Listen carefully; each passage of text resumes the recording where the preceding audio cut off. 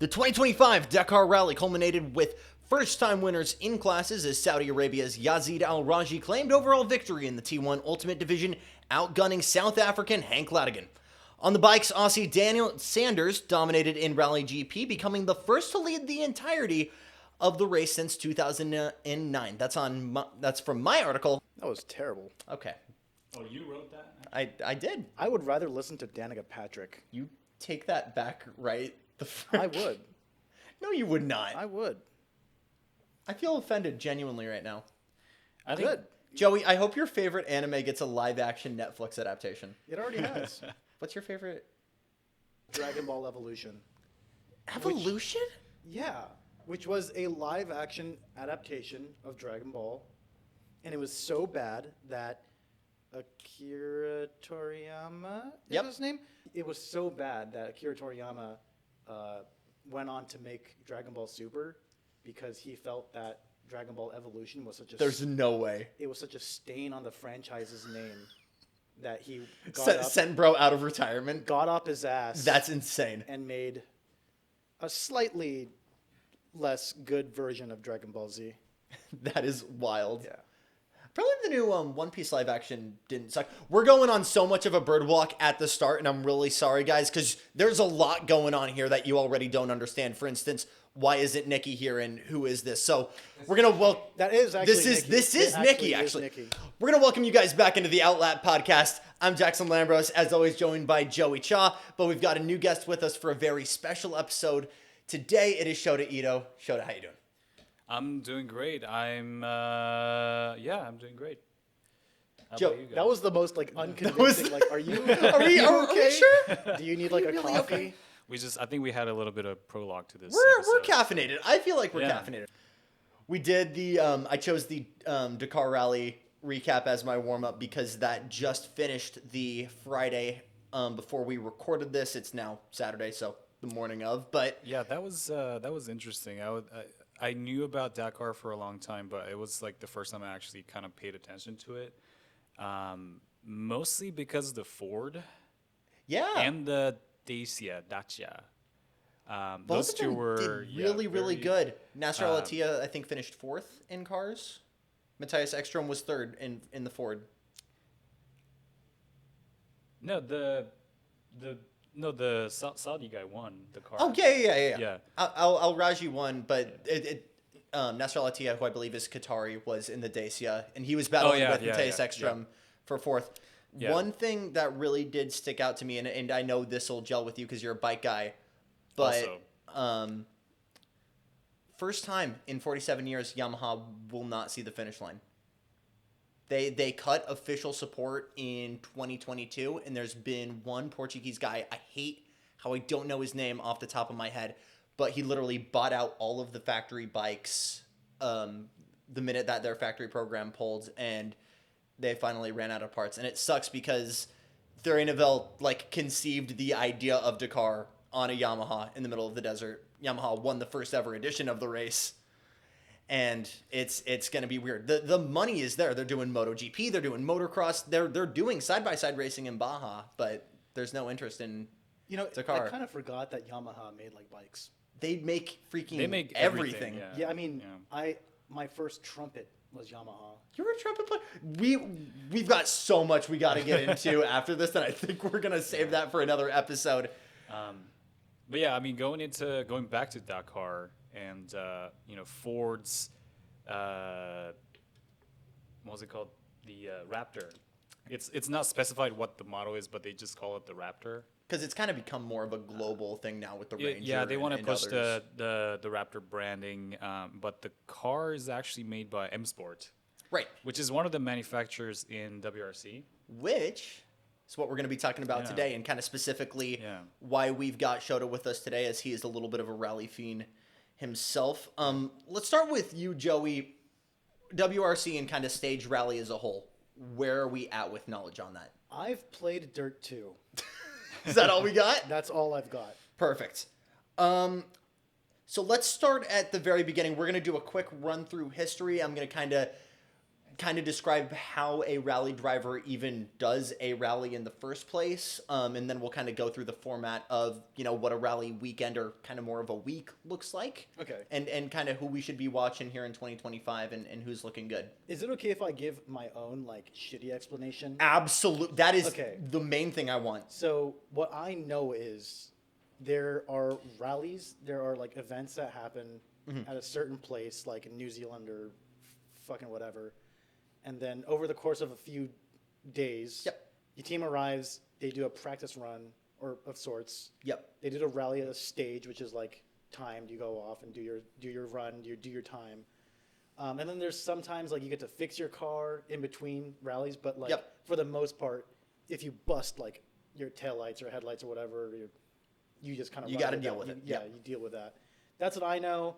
Championship points are.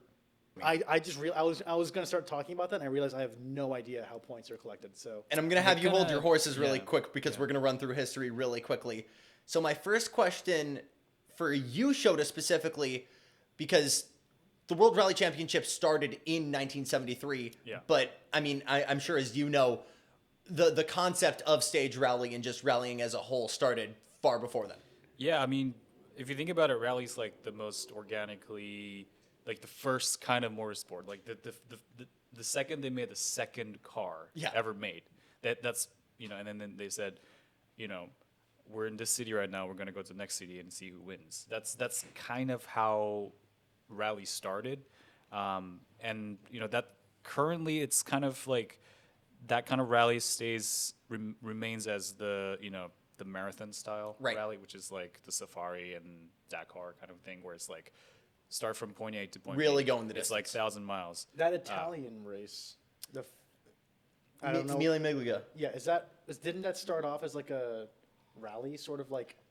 Mille Miglia doesn't technically exist anymore in its like competitive form. It's more of like a show thing. It's nowadays. more of a show thing. Yeah. But Showta, you can correct me if I'm wrong here, but early rallying was literally from point A to point B. And they realized that is, one, incredibly dangerous, two, really hard to do logistically to block off a whole area at a time. So as you got kind of after the Second World War, when people were getting back into motorsports in general, they started the concept of stage rallying, where you kind of divvy up the entirety of the route into certain sections or stages where... Special stages, yeah. Yeah. Into certain special stages. So basically you can have rests and then go all out. And you can kind of take it one chunk at a time. Am I getting that kind of right for the most part? Yeah, I mean, it's safer. It's, more controlled. It's probably easier to time, One of the biggest difference between a regular motorsport that people imagine compared to rallying is, they don't use, controlled track, basically. Yeah. They block off streets, off-road sections, whatever. I forgot what I was going to go into. Well, I think also one of the big appeals to rallying as a whole is the variety of conditions, whether it be road surface, weather, location. Yeah. What about those, it's like, I know there's like a certain type of like racing where it's like rallying. It's like rallycross. Rallycross. What is that? I think that genuinely deserves its own breakdown episode because it's so unique to racing in general. But that is kind of like rally on a circuit, right? Essentially, yes. As close as you can get. Well, I mean, it is on a circuit. By definition, yes. Yeah. The only reason I know about that because I've seen like top rallyists do that. Yeah. If a rally driver is called a rallyist, then what is a race car driver? So yeah, WRC had its first season in 1973, but kind of what's considered as the marquee events really lasted long before then. Monte Carlo, which I think, Showta, would you argue that as kind of the crown jewel event of the World Rally Championship? Yeah, I mean, everyone watches Monte Carlo. That's probably it. Monte Carlo has always been in WRC. It never left the calendar, and it's like, yeah, it is the crown jewel. It always starts with Monte Carlo. I'm going to ask something really ignorant here. Monte Carlo is Monaco, right? Yes. Okay, I thought so. Yeah, but because Monaco is so small, they go into some parts of France. I'm pretty sure they usually use the same sections, but last year I think they used a little bit different sections of the mountain. Last few years, maybe even close to almost a decade, there hasn't been snow in Really? Monte Carlo, which is Big part I of don't it, know right? if it's like climate change, but snow was like one of the biggest parts of Monte Carlo Right. because they're not allowed to use studded tires. They use semi slicks, and then if it's kind of shaded sections, there's usually patches of ice and just like slide around and all that. Um, but recent years we haven't seen snow in Monte Carlo. Wow! But I think they're testing when for 2025 Monte Carlo testing. I think there was still snow, so you could see kind of just tarmac setup rally cars Yep, with yep. non-studded tires just sliding around in snow. It's really good to look. We'll get more into that in a little bit. But just going over some of, I think, what a lot of people consider to be, the big marquee rallies. Monte Carlo, obviously. I think kind of the two big North rallies, Sweden and Finland. Just a huge rally scene there in general. Yeah, I mean, they get to start driving pretty early on. Right. They Yeah. get their driver's license at like 15 Yep. or something like that. And then, once they step out the backyard, the whole street is like, it's not even a street. It's like they have gravel road in the Yep. back. And they just get to drive old Saabs and Volvos. Yep. Then they learn how to drive. They have the folk racing. A lot of Finns and Swede drivers, I think they start with folk racing. And it is still the biggest motorsport in that area, I think, and probably even bigger than Formula One. Is folk racing like where they just get like any old shit box and then they just 'cause, Basically, kind of. It's like beater racing, Yeah, right? yeah. It's kind of like a European version of demolition derby type of thing, but the whole point is not to destroy the cars. Yeah. It's kind of like a really cheap rallycross. Yeah. And they have like a certain monetary value assigned to the cars. So if you win the race, but the other guy comes up to you and says, "I want to buy your car," you can't say no. I was about to ask. It's a bit like lemon. It's lemons, but, less- you less- can less kind of parody, get your yeah. you can get your Yeah, elbows out, yeah. less of a parody, more of a Yeah. real deal. Yeah. Yeah. So 1973 marks the first season. This is the third time I'm saying this. Marked the initial season of the World Rally Championship. Yeah. And at that point, we were still very, very, I think, primitive in the technology compared to what we Yeah. have today. It was Alpine was the first championship winner, right, with the A110. Yeah, 110. Yeah. So we were still in the two-wheel drive era. I know Lancia obviously had the Stratos at that point. I don't. Did they have the Stratos? at They that they point? started with the Fulvia, which was Okay. front-wheel drive, Yeah, and yeah, then yep. went up to the Stratos.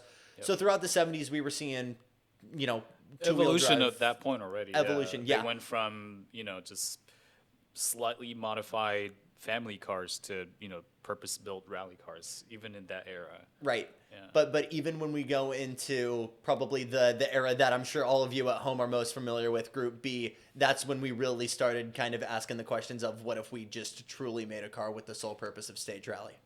Yeah, I mean the jump from like the 70s to 80s, and from Group A, Group B. Sorry, Group B came first before Group A, which Before is Group kind A, of for some reason, yeah. it's kind of Counterintuitive. Yeah. But Group B itself evolved in like an insane way. They started with 200 horsepower car, naturally aspirated, rear-wheel drive mostly, and then at the end they were like, well, the engines themselves were capable of probably making over 1,000 horsepower. Obviously, they were restricted down to maybe like 500-600 horsepower max, and then the cars weighed like 2,200, 2,300 pounds. Many people died, and that's Yes. why. So let's bring Joey in here because I want to ask what your knowledge is when it comes to Group B. Group B, I know Michel Mouton, but I don't. I don't even know if that's true. I'm gonna cut back on that. Yeah. And just cut that out entirely. So I don't know much about Group B racing. I know the cars went from 0 to 60 on gravel in like some insane 2.5 seconds. 2.5 on seconds gravel. on gravel. That is bewildering to me because I don't even know how tires can even do Right. that, like physically. On- What the, like with- is it with just how loose that the much pavement is. power is. It's that much power combined with that much traction. That's what all-wheel drive can do for you, and that was a big part of the Group B revolution. Yeah. I mean, Audi started the whole all-wheel drive thing with when they discovered like obviously off-roading technology from the military vehicles, and they were like, oh, actually, we could probably use it in motorsport too, and they did, and they won big. And then after that, Lancia was like, fuck, we got to catch up. And they did with the Delta S4, Right. which is like an insane vehicle. Even the Audi, they kept it front engine, all-wheel drive. Delta S4, mid-engine, supercharged, Insane. and Twin turbocharged. charged. Yeah, and that engine was capable of like doing 1,000 horsepower Yeah. on the dyno.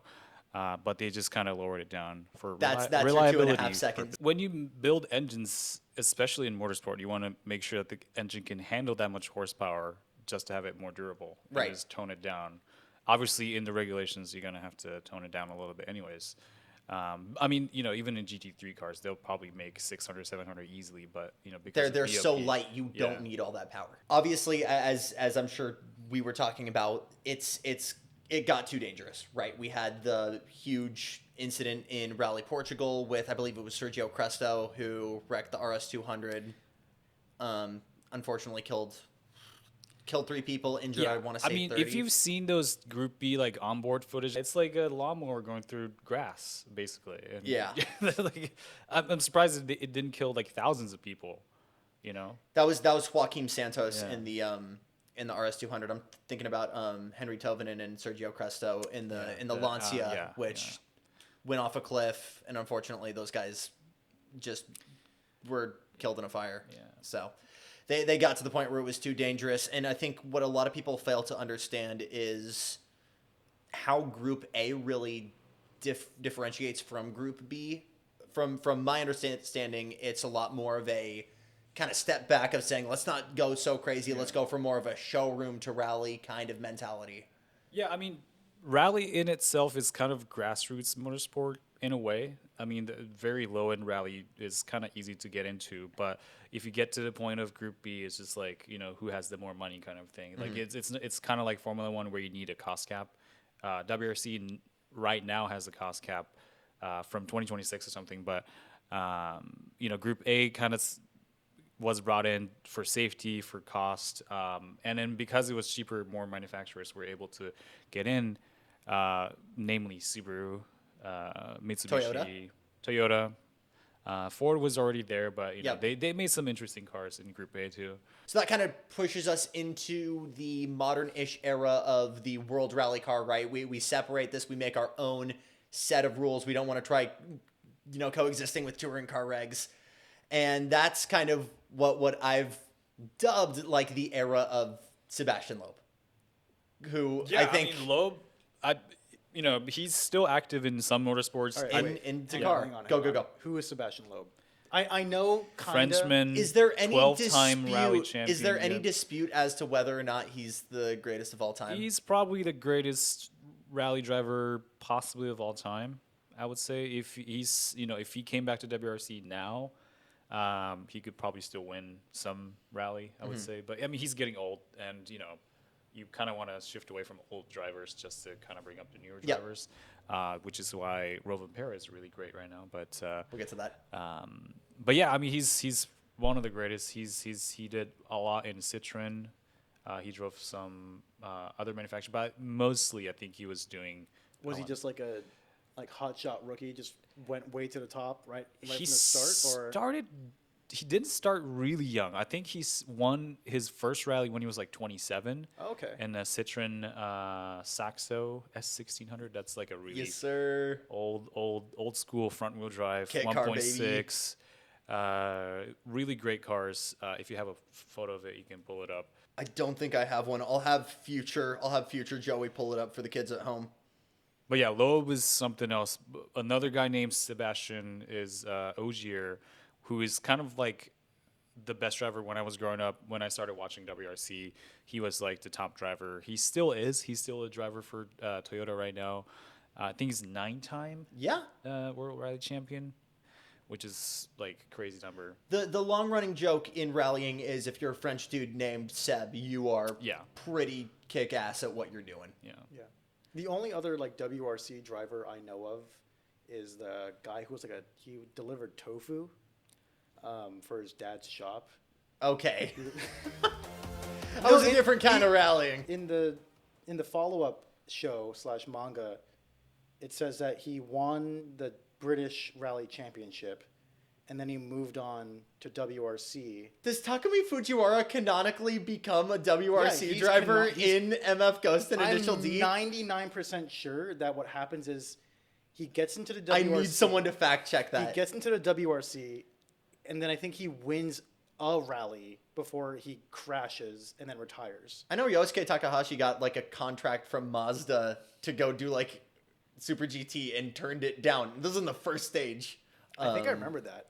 And Takumi. Which is honestly, I feel like that might actually maybe like one of the best ways to like show the skill level. Yeah. Of these WRC. Would you agree? Yeah, I mean, like I feel like some WRC drivers can go into F1 and maybe score some points, but I wouldn't say otherwise. I don't think. I mean, Formula One cars are faster in terms of absolute speed, but the reaction time and the terrain changes of the rally stages is. I don't think it's like even comparable to what the Formula One drivers go through. Kubica went into rally before his crash. Right. Supposedly because he wanted to train himself in a different discipline. Right. Kimi Räikkönen did a little bit of rallying, but That's again, true. he's finished, so that's just kind of part of his I think he just bloodline, wanted right? to do that's that, yeah. that's like par for the course. Was it in between Ferrari stints? It was. It was like 2009, 2010. This was before he came back with Caterham, I believe. Lotus. Yes, thank you. Yeah. He was in Skoda Fabia. Yes. S2000. Yeah. So why do we pronounce those like that, but we don't pronounce BMW as BMV? BMW. BMW? I don't know. It's Z. Besha Motenwerke. Got a lot of European. I guess weird it's not letterings. Americanized enough. It's Yeah. like, Well, it's actually pronounced Jaguar and Hyundai. oh my god. Hyundai. How do you say the Hyundai? Hyundai. Hyundai. Hyundai. Yeah, let's ask the actual Korean guy. Yeah. Yeah, it's Hyundai. It's Hyundai. No. Hyundai. Hyundai. Which is obvious not to Honda, by the way. Of course. Yeah. I'm not like allowed. I don't think I'm like culturally supposed to agree with that. But like, I don't. There's not a single Korean car brand that I actually respect. Now let's go back to rally. Right. Okay. I'll say right off the bat, we gave you a history run through. What do you have for us out of the bat, question wise? So I asked a similar question to you before about a different racing series for sports cars. And Right. For rally, like for Formula One, there's F4, F3, F2. For IndyCar, there's Indy NXT. What is there for rally? If you're, WRC2, WRC3, I baby. mean, that's okay. So FIA kind of, they used to have the WRC1, WRC2. I think in points class they still call it, but they have the rally pyramid. So they just kind of simplified it to Rally 1, Rally 2, Rally 3, Rally 4, Rally 5. Gotcha. So only rally, reason- yeah. Sorry, the only reason I'm asking is because I know there's the ARA. There are regional championships for sure. There's ARA is ERC, American Rally ERA. Association. Yeah. So it's a completely different governing body. It's not part of FIA. But does it have any like if you win an ARA championship, is that like good enough to get you a seat in like a lower lower like categories? American Rally compared to European Rally is kind of different in a way that American roads are really wide and just a lot of straight lines, so you get more speed. But if you come into European like technical roads, I don't think American Rally champion can go into WRC and score points. I don't think they would be able to do that at all. I'll put it like this. I think comparing American Rally Association to WRC is kind of like comparing KBO, Korean Baseball Organization, to like major leagues. It's like You could be Formula owned- One versus I get IndyCar. Like IndyCar Alright. driver can't score points in Formula One, but if you do otherwise, then yeah. Sebastian Bourdais scored points in Formula One. I feel like Oh, you're asking for it, buddy. I know. Here's the thing: you dove in and you know exactly what you were trying to get from me, and it's working right now. And we just had a whole debate about had a like whole talk about guys this. who are for sure in IndyCar right now that are F1 caliber: Alex Palou, Pato O'Ward, Colton Herta. Like there are guys that can do it. But These are people you say are F1 caliber. Pato O'Ward has had, I think, 4 now Formula One tests. But he hasn't competed in like, races. Yeah, he is. We don't know what he's Because like. Nick DeVries scored points in a William before. Comparing Nick DeVries to Pato O'Ward is actually criminal. I'm sorry. On the actual end of... Both are champions of a lesser sport, of lesser category. So we are never, with all respect to me and to Nick DeVries and to Pato O'Ward, we're never going to call Formula E or IndyCar, especially IndyCar, a lower rung of racing compared to Formula One. Okay? Well, I just think it's funny how Formula One drivers will retire from Formula One and then drive an IndyCar.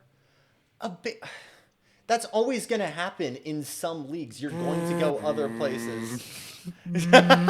Although I will say, and I'm going to stop shitting on, I don't know why I'm doing this. I have nothing against IndyCar. I will say Romain Grosjean was just as mediocre in IndyCar as he was in F1.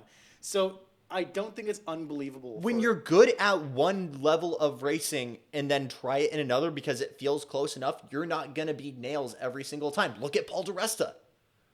I don't know how well Paul di Resta is doing in IMSA. So not great. That tracks. Yeah, exactly. Yeah, that tracks. Sometimes you can just be really good at one thing. Didn't Logan Sargent do really well in his IndyCar test? He did really, really good, yeah. It's going to look really embarrassing if he gets into IndyCar and Colton Herta is still there and he's beating the shit out of him. I don't think we're going to get there yet. It's going to take a while for that to happen because, again, Logan doesn't have a ride for 2025. Backtracking to ARA compared to WRC. Before ARA was a thing, Ken Block was Rally America champion for I don't know how many times. A lot. He did not never have a very scored. good- He never. He did WRC for a few times. Never scored a point. Never scored a point? No, not at all. He started at 36 years old, going into rally. Do you know school. how Ken Block started rallying? Well, I know he was always more of a showman than he was Well, no, he was he was either the founder or the co-founder. He was co-founder of DC. DC Shoes. He sold it for $30 million. He said, I did "Fuck know it, that. I'm just gonna do fuck shit." Founded Hoonigan, whatever. But if you start at that age, you're not gonna be competitive at WRC. It's the same thing as Formula One. Leah Block was ARA champion. Yeah, she started at 16, 15, something like that. And then she's in Williams Formula One. Williams F1 Academy driver. Right? Yeah. Yeah. So I think absolutely a possibility there. What else do you have for us? Okay, so I'm gonna go off of all I know. Which Okay. is Dirt 2 mostly. Okay. And so in that one, you start off in these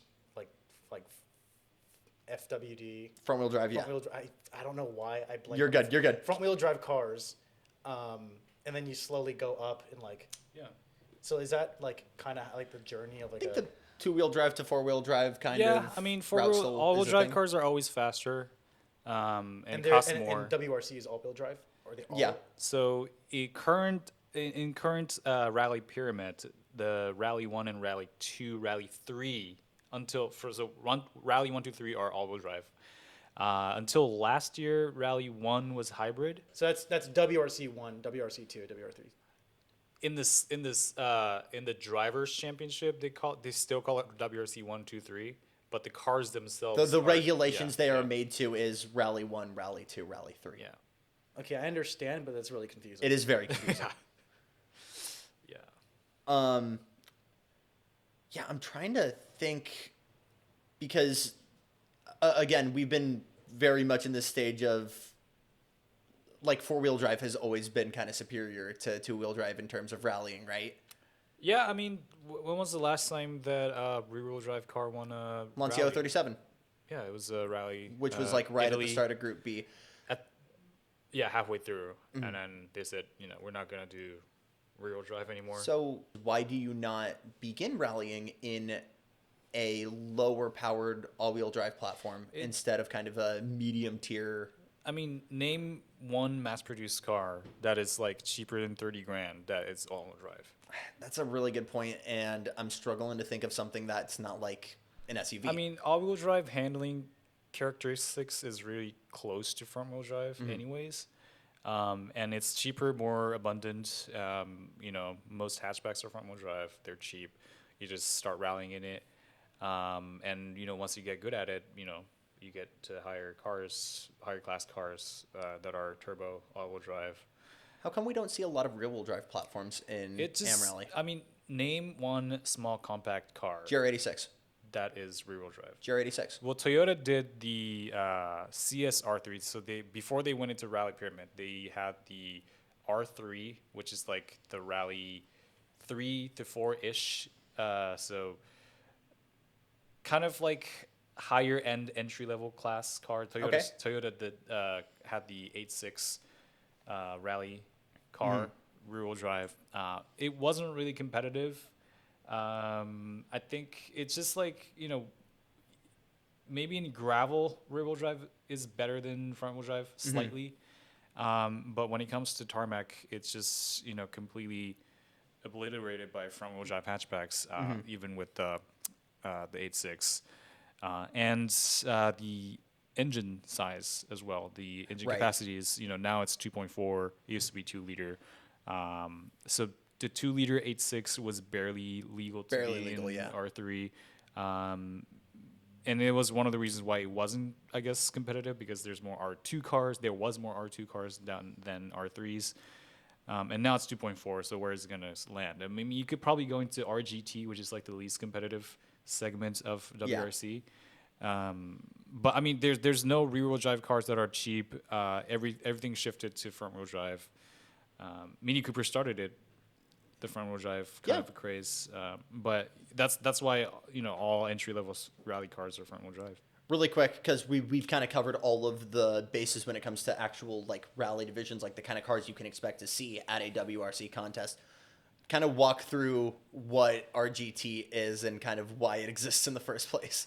I mean, you still want to. I mean, Porsche is still in there, right? The GT3. Once the GT3 Cup cars are kind of like out of commission or homologation, they just turn them into rally cars still, which is cool because you don't get to see 6-cylinder rally cars anymore. Never. Not many rear-wheel drive. But RGT is like, it's still rear-wheel drive. It's relatively high power. RGT, Rally GT. Rally GT. Yeah. Okay. It's one of the last remaining. It's the only rear-wheel drive segment. I don't think you could run front-wheel drive in RGT. I'm not sure. I don't think why. It's my favorite just because of the amount of variety you can get. Like you can get Porsche Caymans and 911 Cup cars. You can get like people have ran Aston Martin Vantages. Alpine's running it. Alpine's got the A110. Abarth 124 was in there. Yep. As long as you have rear-wheel drive, GT car, you can basically. Dakar? No. No. No Porsches. Yeah, Porsche, but like converted 911 Cup cars. Yeah, I see what you mean. Yeah. So there's a big difference between tarmac and gravel. Yes. Do these usually happen on the same in one rally? Are you going to see both rally and tarmac races, or is it like both? Is it 2 in 1? So most rallies are kind of separated into tarmac and gravel, but obviously, because you're kind of blocking off public roads, there's some sections that are going to be gravel, some sections that are tarmac.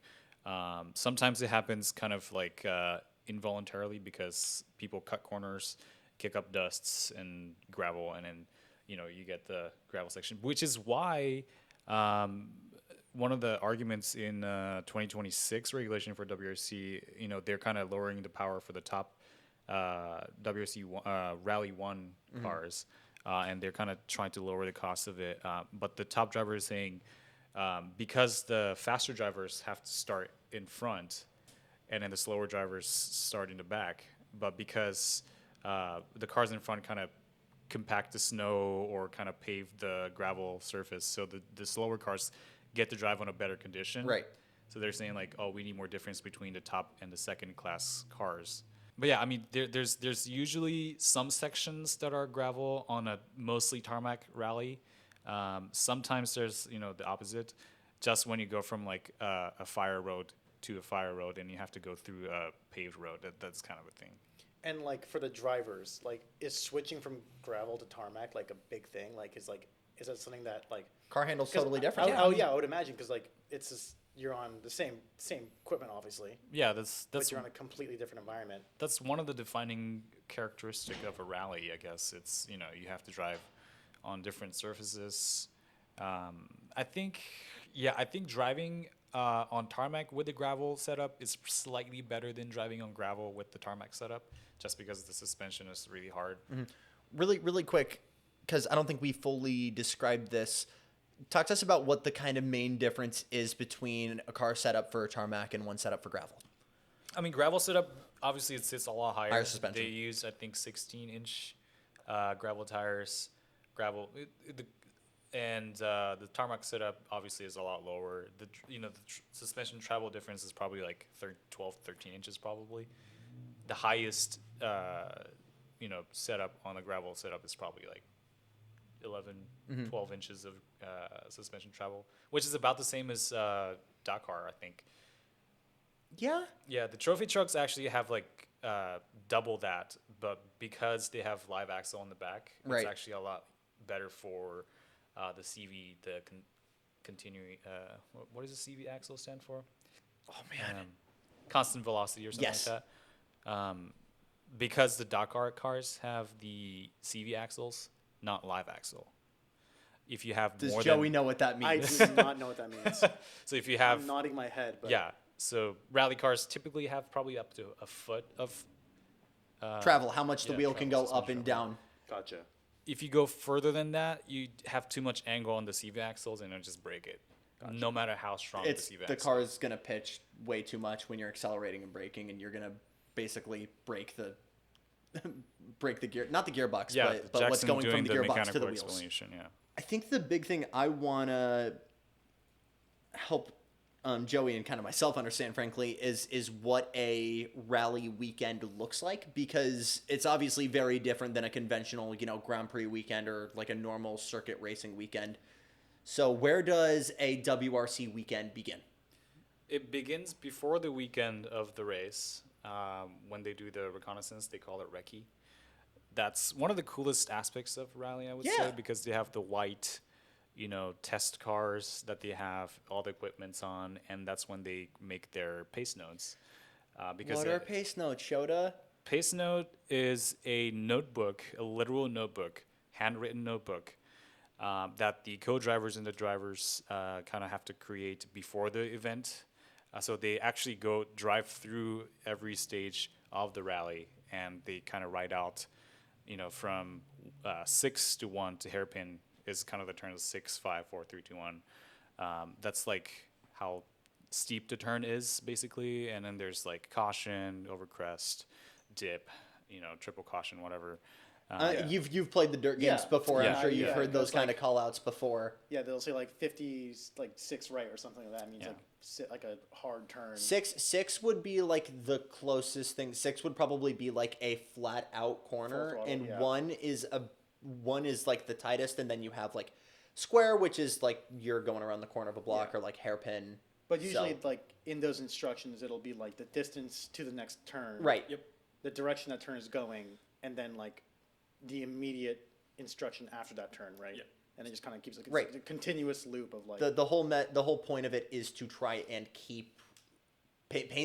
help the driver paint a mental image of what's coming up, because obviously the big difference between rallying and conventional Grand Prix racing is Grand Prix racing, you're doing the same lap, hundreds of times over again.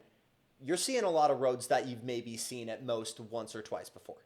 So you cannot remember an entire, like 500 miles of stage, right? So, like the Monte Carlo rally, for example, the stages are different every year, like the routes, or like, do you have is there like a more clear understanding? There's they're usually, they try to use the same section. They changed it up a little bit. They use the section called Col de Turini. Yep. But even if you're using the same section of the road every year, it's gonna be different. Yeah. If there's a rock in the corner, there's trees, or there's all kinds of stuff, and pace note is for things like that, and that's why rally drivers are able to drive at that speed, in such special stages because of co-drivers. And they used to be called the navigators, but they said, you know what, we're going to give them enough rights because without the co-drivers, they wouldn't be rally drivers at all. Well, I think the big thing also is co-drivers have a lot of different jobs or can have a lot of different jobs. Obviously, the main role is to, read out pace notes, but they can do a lot of different things in the events of a rally. It's not like they're going to switch seats and start driving, No. but it's like a symbiotic relationship, I guess. Without the co-drivers, like the rally drivers would not be able to drive at that speed at all. So you've got your recce run days, and you have these kind of like pre-running in Baja. It's specially modified, more road going cars that kind of run it at a slower rate and kind of get the road books ready. Yeah. And then first day of actual special stages is Thursday? I think usually Fridays. They start on Fridays, I think. Okay. Yeah, and then they do the shakedown first. Shakedown, which is like your practice session. Yeah. So I think another thing that people struggle to fully understand is in like a list of what's going on day to day in a rally, you're not just leaving the service station, which is kind of like your headquarters, your bivouac if we're talking Dakar. Yeah. You're not going straight there to going flat out. You've got what's called liaison stages. So you're leaving there. You're literally just driving on the road as a normal road car, and then you're going flat out. Oh, okay. And you can do a handful of like as many as 3, 4, 5 special stages a day. They might do actually more because depending on the rally, they have up to 21 special stages. How long is the stage? It really depends. If it's a super special stage or the power stage, it might last only like less than 5 minutes. If it's like Rally Japan super special stage inside Toyota Stadium, it's only like 2 laps of the inside the soccer field or something. But you look at like Kenyan Safari Rally, you can have some of them last 150 like 20 kilometer rallies. 20-30 minutes. They can go for a while. 20 minutes of just pure zigzag. Flat out everything you got driving. And I don't think that. Holy crap! Yeah, and you only carry 1 or 2 spare tires. Most of them carry only one. Only one, yeah. And you have to go through multiple stages on the same set of tires, and then you come back to the service area. You get 30 minutes of repair, which is one of the biggest repairs that happened. It was like 2016 Citroen C3 or DS3 actually. Citroen DS3 came back with the rear suspension completely broken off. I think he oversteered into a wall or something, so he broke off the rear suspension completely. He was dragging the rear left tire into this service station. Only 30 minutes. If you go over 30 minutes, you get penalized for your time. And the service guys, the mechanics, basically replaced the entire rear. They rebuild the whole thing. Basically replaced the rear axle. So the suspension was completely changed. The rear differential was changed. The rear suspension components. I mean, it's kind of, I guess it kind of like a quick release, and you could probably just drop it. But it's still like 30 minutes. It's built like, it's designed like Legos, but it's still ultimately a race car. Yeah. And you're doing that in half an hour. It's like Technic. Yeah. Yeah. Okay. Actually, I had a quick question. I've seen like clips of rally, and obviously, across Instagram and whatever. But my mind just went back to that time that someone unbent a bent. That was Colin McRae, I think. Yeah, Colin McRae. Oh my gosh, yeah, in the Focus, right? No, it was a Subaru. I think it was 1997. It had the wide body 2-door. Yep. Impreza, and it kind of the same situation. I think it was rear right suspension. I think. The one where you unbent it with a rock. Yeah. The craziest thing is it happened at the stage before. He broke the suspension, and he drove it until the wheel fell off, so he could take off the wheel.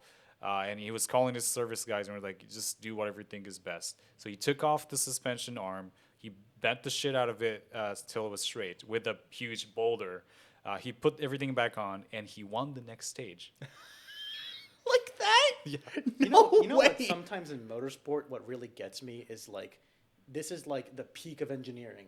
Even in like Formula One, this is the very top of motorsport, and their solution to like a broken rear wing will be like duct tape. Remember that when they duct taped the AlphaTauri? And isn't it? Don't you guys ever wonder like how much of that like actually matters? Like it not matters, but like isn't it insane that can my phone? Please hold. Sorry. You didn't have it on Do Not Disturb before the. Come on. The solutions to issues, to major issues, can be as simple as. I mean, out of desperation, anything is like possible. I think the big like miracle repair for me was Rally Mexico 2015. You know what I'm about to say?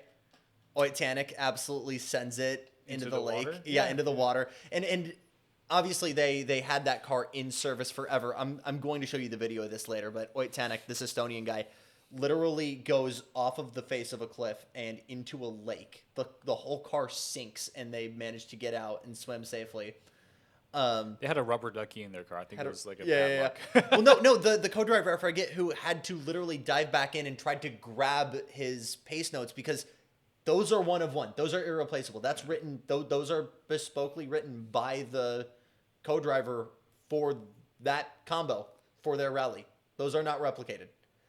So they grab that and they don't repair the car in 30 minutes. Spoilers, but they tow the whole car out. They get it repaired in time to at least continue the rally. There's The still next some day, major probably. next day, and Next there's still day. a huge time penalty. But the guy manages to get what I think 2 more stage wins and like At I that think still rally? finish. Yeah. Oh my god.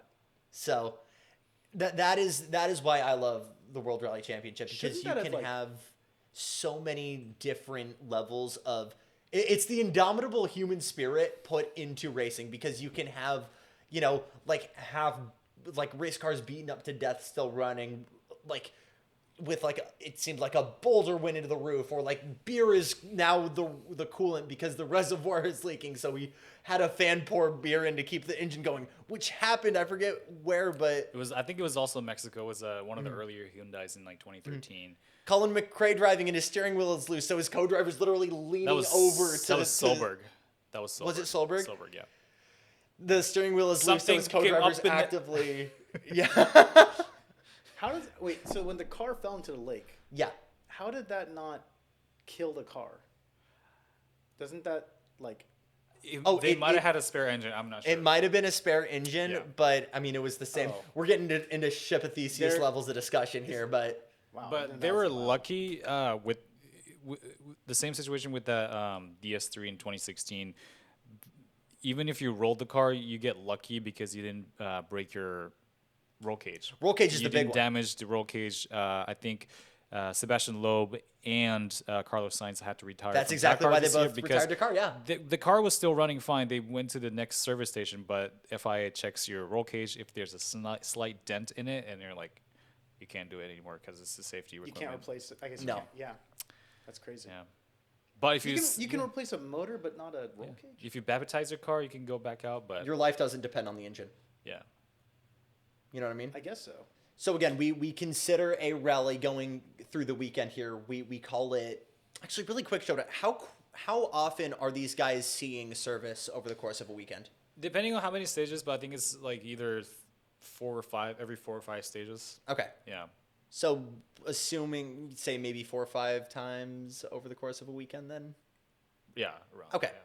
Gotcha. And obviously it's golf scoring, so it's the addition of all of your time into one rally, and that can really come down to the wire, like we saw at Dakar. Even after 54 hours of racing, in some classes it was down to only 3-4 minutes, and I know in WRC there's been numerous finishes that have literally gone down to the millisecond. Yeah, I so, think one of the closest rallies, like for the entire weekend, the difference was 0.3 seconds, and the rallies like the special stage times are like over 3 hours, and then the difference is 0.3 seconds. 2007 Rally New Zealand, Marcus Gronholm won by 0.3 seconds over Loeb Damn. after a whole weekend. Those are close, even in like F1 margins. Yeah. That's nuts. Over 3 hours of. That's not the rallying, lap too. time difference; it's the That's whole that's race. that's, That's after huge. literally like 500 kilometers of driving. Yeah. And never seeing 500? and never seeing that guy, like at least driving at pace, right? We got to talk about the kind of qualities you can get to starting order, and kind of why opening a stage can sometimes suck, because there's obviously well let's start with this. What determines a starting order for each stage? Is this that's the I think it's the shakedown Yeah. time. But the faster you are on a shakedown, basically if you the order that you finish the shakedown is like the qualifying session in Formula One. So shakedown is like practice and Yeah. qualifying. Yeah. So do you think if you're fastest during shakedown, you're the first guy to roll off, or you're the last guy to roll off? I think you said something earlier. Aren't you the first guy to roll? Yeah. But what do you think is actually more advantageous? Being slow, because you want to start. You also because like just like in Dakar, if you're the first one, you're setting Exactly. You're setting the trail. You're the one. Yeah. And that still applies because if it's a tarmac stage, it's going to be rubbered The into an surface extent. It's going to degradation be there. So I think right around like mid section, not at the first, not at the bottom, but around the mid section starting position is probably the best, especially in like snow or gravel, because fresh snow is just not good. And if the car in front of you compacts the snow for you, then it's like perfect, you know. Yeah. And so what are the time? I mean, I guess you're about to explain that, but the time penalties or lack thereof, the opposite thereof. I don't think drivers purposefully drive slow during shakedown just to have slower or later starting positions, but Just maybe not this worth, is something like, that needs to be looked into. So there is no like the first person who drives doesn't get like a time reduction or anything. No. We were actually this close to going back to Group B right around 2017. So after Group A, they switched to WRC regulation. So switched from Group A to WRC. Right around 2017, so the switch from 2016 to 2017, they were having WRC Plus, which was like the greatest era of modern rally history. They had the best aero, they had the most power, they had like 400 horsepower, which is slightly less than peak Group B, but the aero was crazy.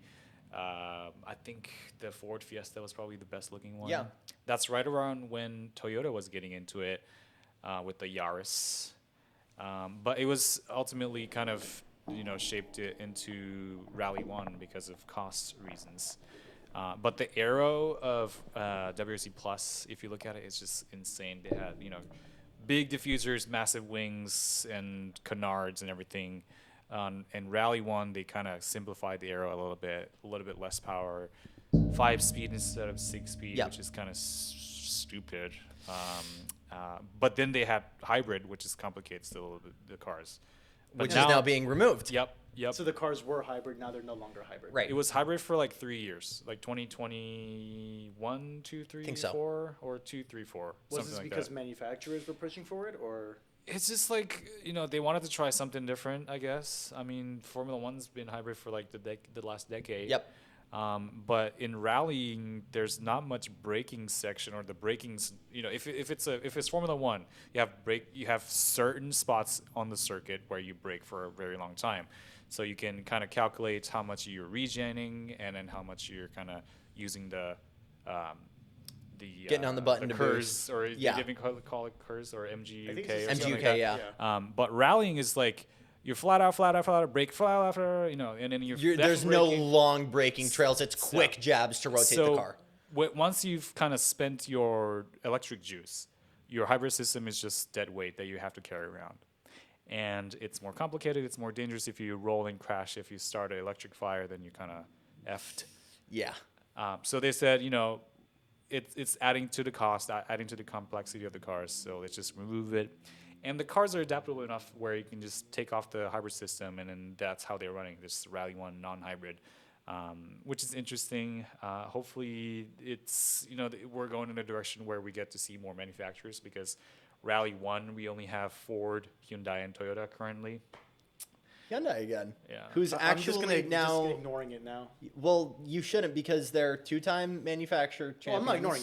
I'm just ignoring the pronunciation. Okay, fair enough. Yeah. Two-time manufacturer champions and now defending WRC driver champion Thierry Neuville, who has been hunting that for a very, very, very long I time. thought Toyota were like dominant. Toyota was. Toyota- They still the are manufacturer insanely good. champion last year was Toyota still. Yeah. They actually won.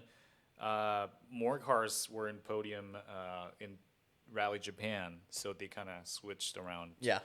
Yeah. Who do you like for 2026? I'm an Ogier kind of purist. I like him. Is he still doing full season? Yeah, I think so. Really? He might be actually part-time this year. Maybe He is 25. part-time, I think. But because Toyota has like 4 or 5 drivers, like they have enough for.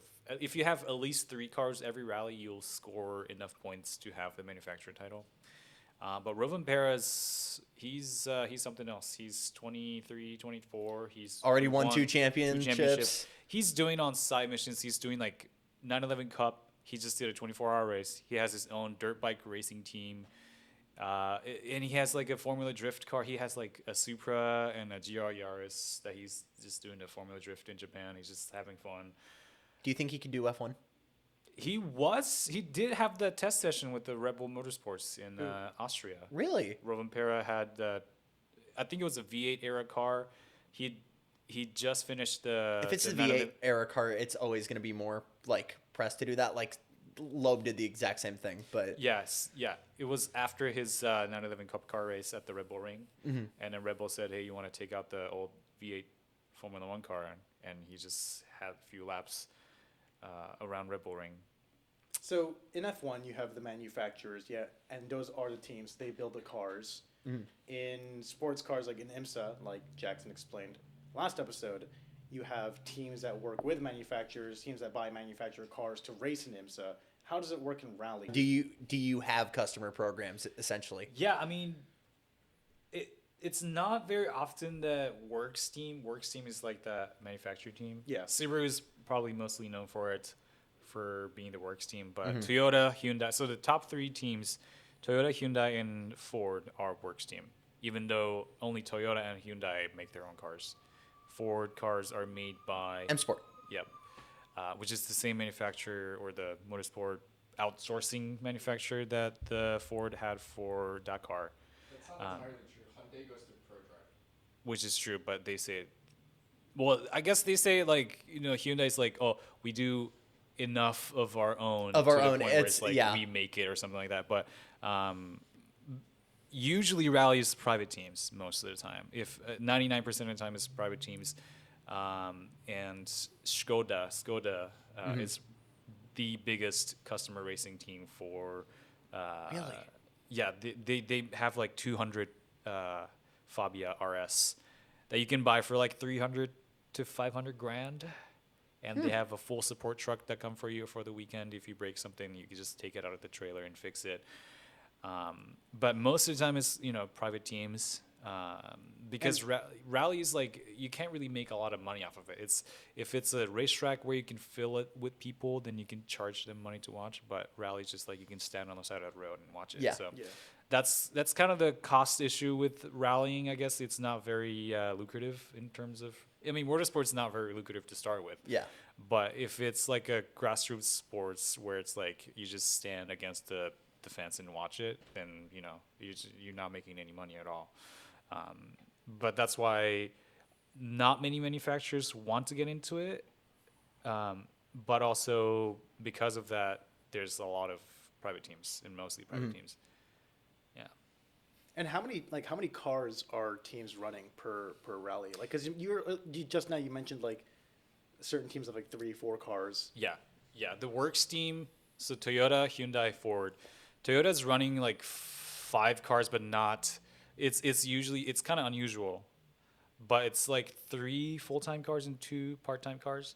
Hyundai's running 3. And those are all counting towards the championship, Yep. right? So Yep. like the manufacturer's championship sounds like to me depends largely on how many cars you're running.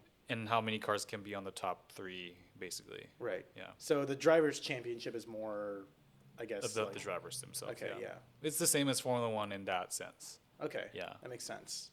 Okay, that tracks. How does the championship point system work? They kind of made it weird. Like it used to be a lot simpler, but now they change it to where like if you do better on Sundays than Saturdays, then you get more points or something. Like people are. Well, you obviously have like certain. You mentioned the power stages earlier, and you can get extra points if you do that. Yeah.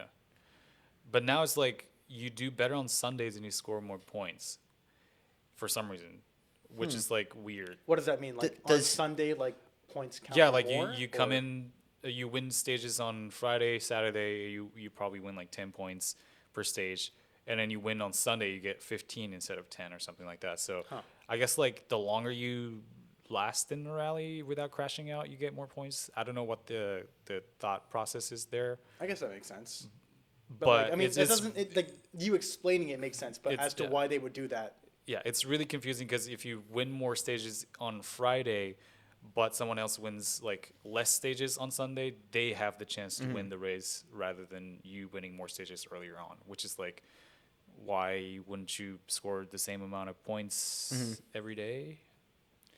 and so I think it's supposed to be a little bit more of an incentive to like not wreck the car early on into the rally, like show up where it matters. But is but I like still get that's stupid because Which it's is like a common occurrence in rallying. Yeah. So, yeah. okay, so again, making a slight F1 analogy comparison, there's a difference between winning a Grand Prix and then winning a championship. A lot of people will never even win a Grand Prix, and very, very few people are going to win championships, obviously. In rallying, is it like that sort of like gap of prestige between like winning a stage and then winning a rally and then winning the championship? Like, do people care about winning certain stages in rallies, or is it like is it go home, go big or go home? Yeah, I mean, only the top 3 or 4 drivers are probably even in the ballpark of winning the championship. yeah. But some drivers win some rallies. You know, like Rovanpera last year, he wasn't a full-time driver, but he won 3 rallies. But because he wasn't full-time, he wasn't eligible to win the championship. That's why Neville win. When you say 3 rallies, did he win 3 overall weekends or 3? Yeah, 3 overall weekends. Stages are the little bits of the So no one, like, it's not like a huge deal in the news or anything if someone wins a single stage. stage win is a cool stat to have.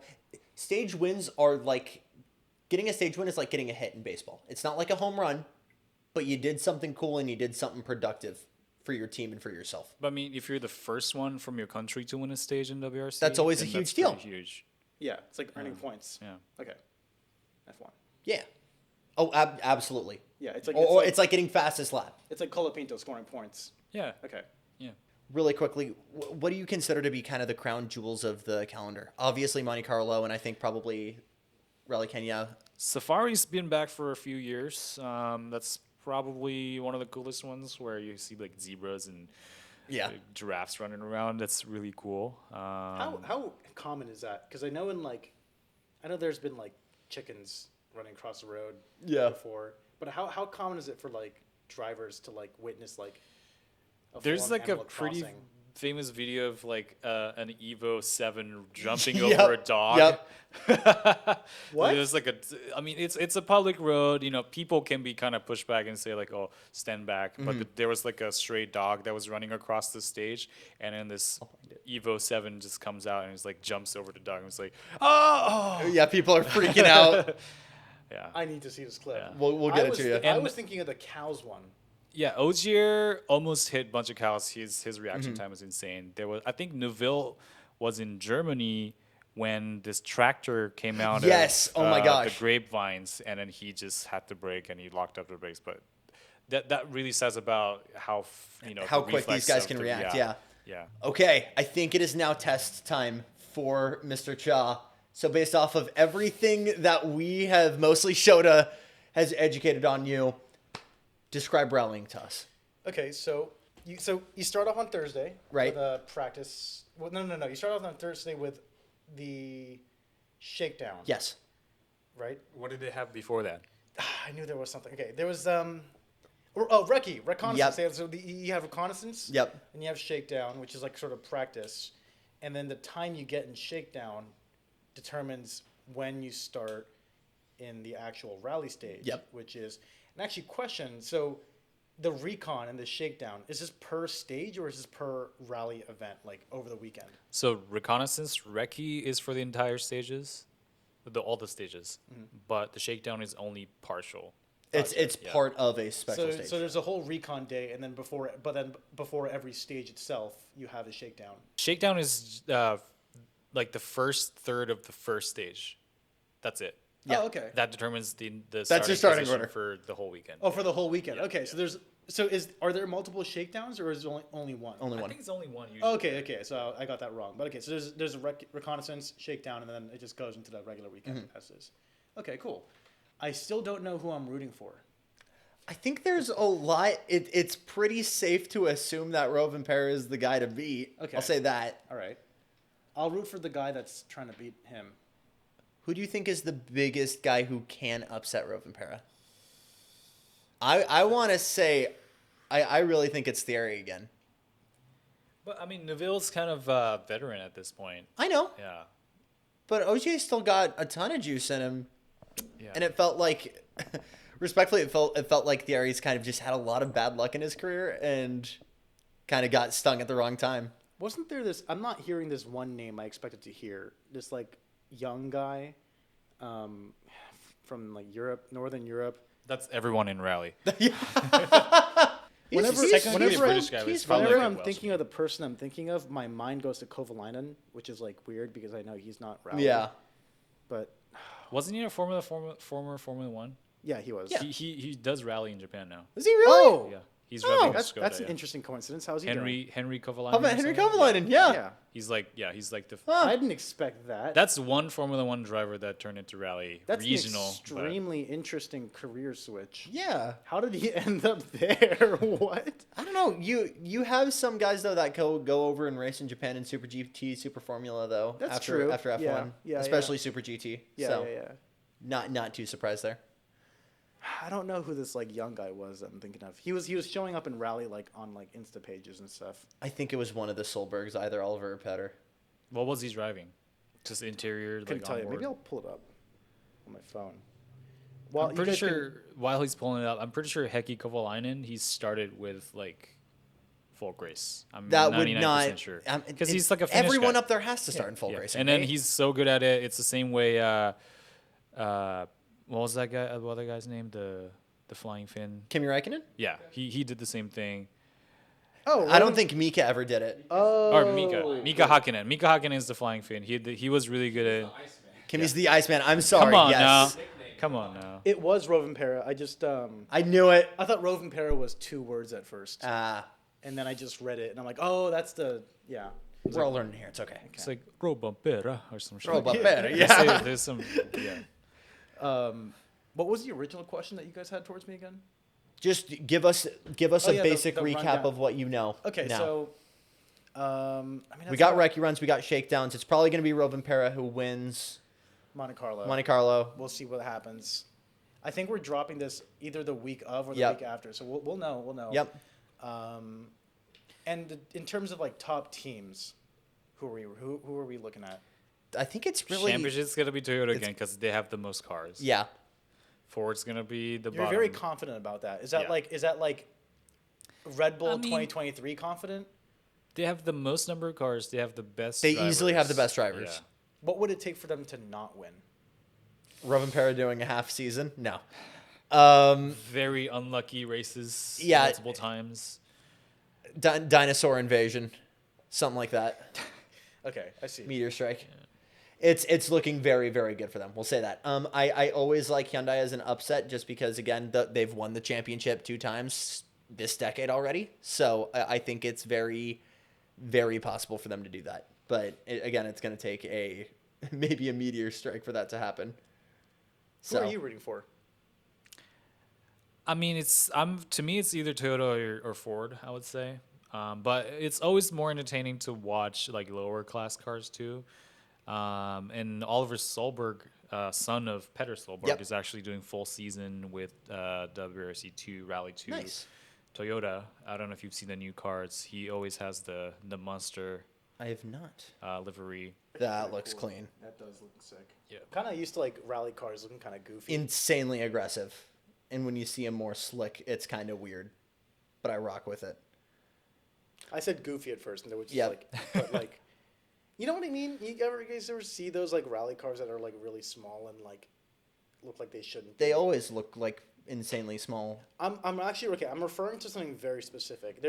I don't know if you've seen this. There's a short film about rallying, and it stars a famous actor or something. I think it stars a guy from Stranger Things. Is it the Group B? It's the Group B one, isn't it? It's going to be the Metro 6R4. I know exactly. It's this little guy, right? I think so. Yeah. It just Super looks- small. it just looks so- Metro, which is, the MG has done, did nothing for rallying, and they wanted to get their skin in the game, and they tried making this, and it literally was terrifying for people to drive. It had the power to weight ratio of a rocket ship. It was such a short wheelbase, so it was so unstable. The engine was behind you. It was terrifying for them to drive. I really wanted to enjoy that short film, but I just couldn't take that car seriously. Yeah. It's like, this is a life or death situation. Like, everything matters. Like, it's the emotional beat of the story was like, oh, my co-driver died in an accident. Yep, Like, yep. I need to redeem It was that. That's how I And- know now. And like, Spoilers. and it was like, oh god, this is so good. If only the car didn't look like absolute dog shit. Like, I'm sorry, am I offending you with this? No, I mean the MG Metro 6R4 is probably one of the goofiest looking Yeah. groupie cars. I like it. It's got a good personality to but it. it's a though. V6. It's a so- V6 and something that tiny that's It behind looked like you. he was driving a Lego car, and I That's a really good way. I The couldn't- Minecraft car. yeah, exactly. I could not take it seriously, and I'm so sorry because that short film genuinely is a good production. So we're gonna call that your take at the checkered, and I think now, Showta, it's time for you to do your first take at the checkered, which is just any controversial or weird opinion that you've got at the end of an episode. Hit me with it. I mean, in the last episode, there were talks about Audi winning the Dakar and the electric powered. We talked about that, and Audi, by the way, is not in Dakar anymore. You know this. They won the rally, and they were like, we're done. But guess what the WRC cars are running on right now? Synthetic fuel. Oh. Oh, Is it more eco-friendly than EVs? I'm way more down for synthetic fuels. I think that's always. I think that's always the goal. A lot of there's this coalition between Yamaha, Kawasaki, Honda, and Toyota in Japan, and the whole goal is to just make sustainable and clean burning internal combustion engines, because their goal is we're not trying to make EVs, we're just trying to break down emissions and make something that's Yeah. fully sustainable. By the here. way, to everyone saying So- that it was an electric car because it's a generator, not a motor that was running on gas, go fuck yourself. Okay, no. that is literally. So you can't just add something to a car that runs on gas. Let's talk about the emissions really and then quickly and call how it, like, minuscule that's that just could be not how that compared works. to. If you package something right into a car and then you try to pass it off as an electric car, you can't. A part of that car is using gas to power. It was never an environmental vision I don't for care Audi. if it's- It was always I- we it- want to I don't see care. if an electric it's- motor, not electric power, an electric But motor. I'm just saying that it's not an electric survive car. Dakar. It's not an electric car. That is. It's a hybrid. It's literally a hybrid. Yeah. I don't It's care. a Fisker Karma style. It's and I don't want to hear. Nicola, who does this generator. their big I rigs, don't- do the exact same thing, and there's no complaints from you over that. And But I think we can all agree that it was one of the ugliest looking Dakar car of all time. it was for sure what I. It was interesting looking. I wish I could have told y'all how weird that thing sounded, because it was just hearing a constantly droning engine, and then just the little whine of the engines in the background. It was a weird but really it's basically really cool a Tesla car. towing a diesel generator. Basically, that's what Yeah. it is. Yeah. I don't care. You know a new hot take. Go. You know those like sound clips of sports cars or prototypes going from electric. Oh, the bump to- starts. Yeah. Yeah, I think most of those sound like garbage. Like most of them. Most of them Actu- sound like they're whistling out like a fart through a tea kettle, and then fully just exploding. I know you're not big on sound design, but I now need to find out in your brain what a perfect bump start could actually. There's one, the Cadillac. Yeah, The that- Cadillac one sounds like it's ripping a hole into the sixth dimension. Yeah. That one's cool. I think it was the BMW one that sounded like it was just ripping ass.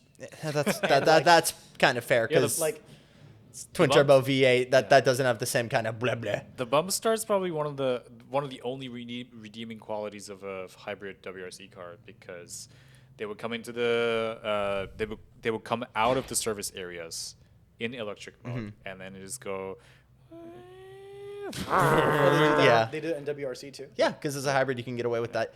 You can't do that for IndyCar because it's mated to the gearbox. It's not an independent thing, but we'll see. Yeah, wah, wah. Greatest racing on earth. All right. Thank you guys so much for watching the Outlap podcast. We hope you guys enjoyed watching it as much as we did making it. Joey Cha, Showta Ito, Jackson Lambros. We'll see you guys next time.